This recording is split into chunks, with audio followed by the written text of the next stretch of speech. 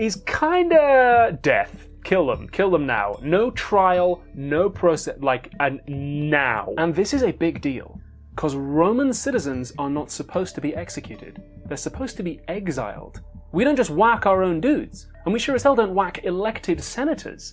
This is like if, I don't know, Michael Gove got caught planning to use the army to overthrow Boris Johnson, and Boris stood up in Parliament and was like, okay lads, plan is, we are all going to go around Michael Gove's gaff this afternoon and strangle him to death. Like, you're really crossing a line here, pal. This is the most powerful people in society just giving themselves permission to commit murder. And all of a sudden, who stands up but Julius Caesar? Very much the Chancellor Palpatine of this part of history. Only 37 years old, hasn't turned to the dark side yet, but he gets up and he says, don't kill these dudes. But he says it in Latin, so non occides these dudes. And he delivers a very famous speech, which I will give you now, slightly moderner.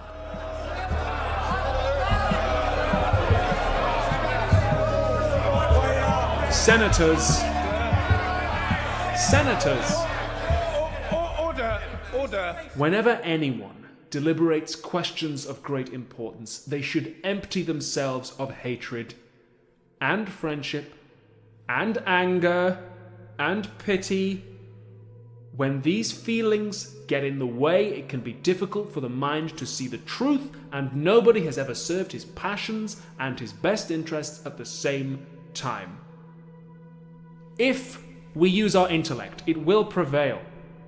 But if passion takes hold, it dominates, and the mind is useless. I remember, senators, many occasions when kings and tribes, under the influence of anger or pity, made bad judgments. But I prefer to remind you all of times when our ancestors, resisting their passion, acted justly and properly.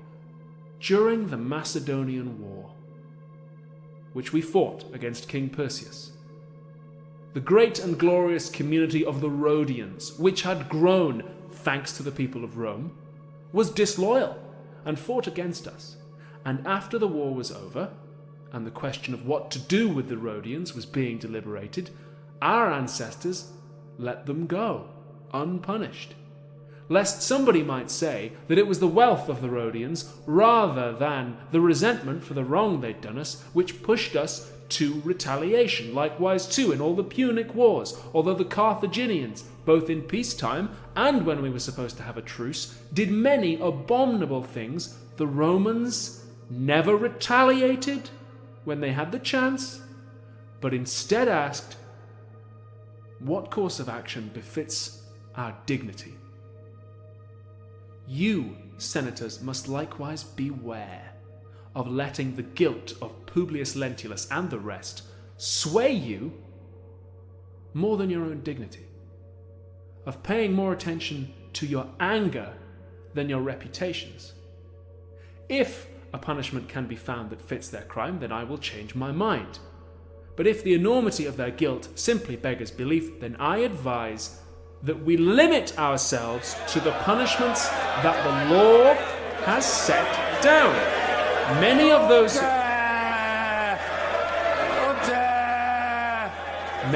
those who spoke before me expressed their pity for the Commonwealth in neat and splendid phrases. They dwelt upon the horrors of civil war, the wretched fate of the conquered, the rape of maidens and boys, children snatched from the arms of their parents, mothers subjected to the will of the victors, homes and temples pillaged, in short, arms and corpses everywhere, gore and grief. But by the gods, what was the point of such speeches? To incense us against the conspiracy? Oh, naturally. A man who has not been moved by the monstrous crime itself will be fired up when he hears speech about it. No. No one here believes that the wrongs that have been done to us are unimportant. Some of us indeed resent them more than they should. But not all men, senators, have the same freedom of action. If the lowly, who live their lives in obscurity, commit some offense through anger, no one ever hears of it. Their fame is on the same level as their fortune. But for those who wield great power, who live their lives at the top, their actions are known throughout all the world. And so it is that in the highest positions there is the least freedom of action, neither partiality nor hatred, but least of all anger is appropriate. What in others is called anger, in a ruler is called arrogance and cruelty. Now, for my own part, senators, I do not consider any tortures to be sufficient for the crimes of these men, but most people remember only that which happens last.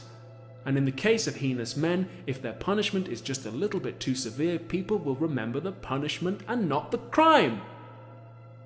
Now, I have no doubt that Senator Decimus Silanus, a brave man, a gallant man, was led to recommend summary execution out of patriotism, and that when it comes to such an important matter, he would neither play favourites nor hold grudges. So well do I know the man's character and his honesty, and yet his proposal seems to me not cruel, for what could be too cruel in the case of such men, but foreign to our country and its customs. For surely, Decimus Silanus, it was either fear or the severity of their crime which prompted you to recommend the ultimate penalty.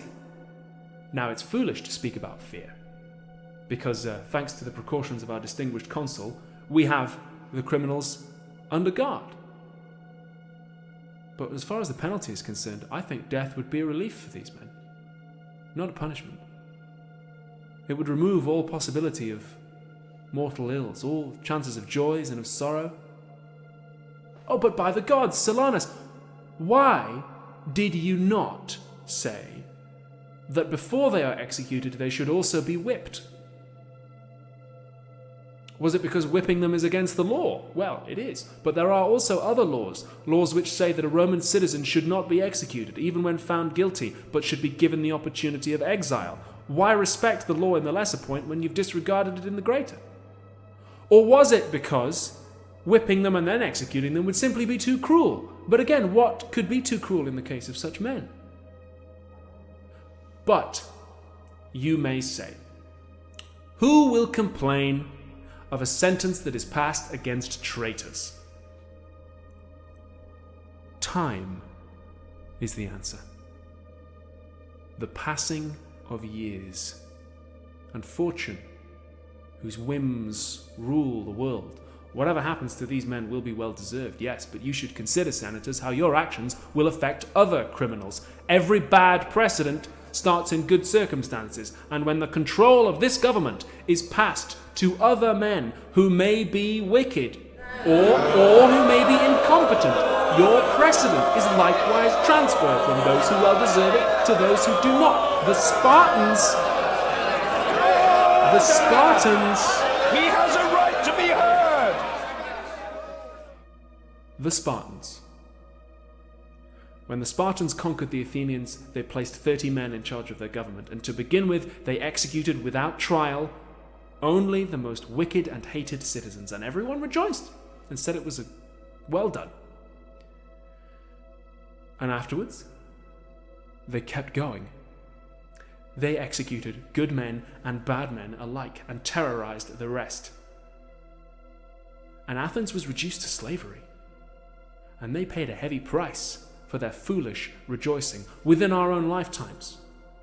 General Sulla, when he ordered the execution of Damasippus and others who had grown rich and powerful at the expense of Rome's people, who among us did not commend that action? Everyone said, these criminals, they've ruined the country with their rebellion, they deserve their fate. But that was the beginning of a disaster, because pretty soon, whenever anyone desired another man's villa, or even his goblet or his clothes, he tried to have his name put on the execution list. And before long, those who had cheered the execution of Damasippus were themselves being led away to slaughter. And the massacre did not end until Sulla became a dictator. Now, for my own part, I don't fear anything of the sort happening with our own Marcus Tullius in our time. But In a big country like this one, senators, there's all sorts of people.